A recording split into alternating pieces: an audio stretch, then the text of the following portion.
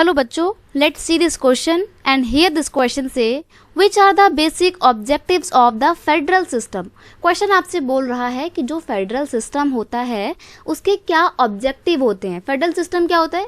ऐसा सिस्टम जहाँ पे पावर जो होती है वो अलग अलग ग्रुप्स के बीच में, अलग अलग लेवल ऑफ गवर्नमेंट के बीच में डिवाइडेड होती है, तो वो होता है फेडरल सिस्टम। अभी जो फेडरल सिस्टम इंडिया में बनाया गया है इसके क्या उद्देश्य हैं, क्या ऑब्जेक्टिव हैं? Federalism is a system of government in which the same territory is control by the 2 और मोर लेवल ऑफ गवर्नमेंट।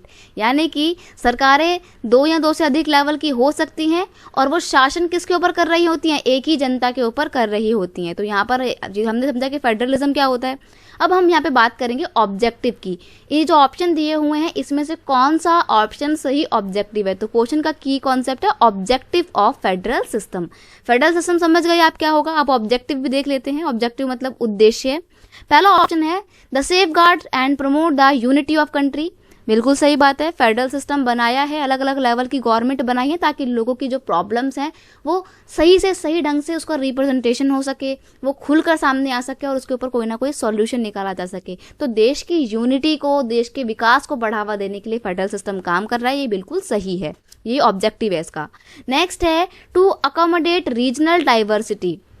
जो रीजनल डाइवर्सिटी है उनको अकोमोडेट करना, मतलब जो अलग अलग विविधताएं पूरे इंडिया में पाई जाती हैं। जैसे कि इंडिया में तो बहुत ज़्यादा विविधताएं हैं, अलग अलग धर्म के, जाति के और दिखावे, अलग अलग कल्चर को मानने वाले लोग रहते हैं। तो ऐसे में अलग अलग रीजनल डिस्पैरिटी को एक साथ मिलजुल कर रहने में भी मदद करता है फेडरल सिस्टम। नेक्स्ट है to share powers among the different community. अलग अलग कम्युनिटी के बीच में पावर को शेयर करने का काम करता है, या बोथ ए एंड बी। तो देखो यहाँ पर ना आपका ऑप्शन 4 बिल्कुल सही हो जाएगा कि बोथ ए एंड बी, यानी कि फर्स्ट एंड सेकंड आपका बिल्कुल सही है। लेकिन ना फेडरल सिस्टम में क्या होता है कि गवर्नमेंट के बीच में पावर बांटी जाती है, कम्युनिटीज के बीच में पावर नहीं बांटी जाती है। यहाँ पर ये गलत है।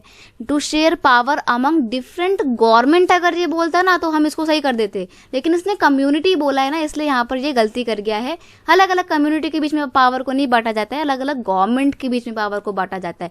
तो ऑप्शन 4 यहाँ पर बिल्कुल सही ऑब्जेक्टिव को दिखाता है फेडरलिज्म के। तो आपको ऑप्शन 4 पे टिक करना है। I hope you understand it well. Best of luck.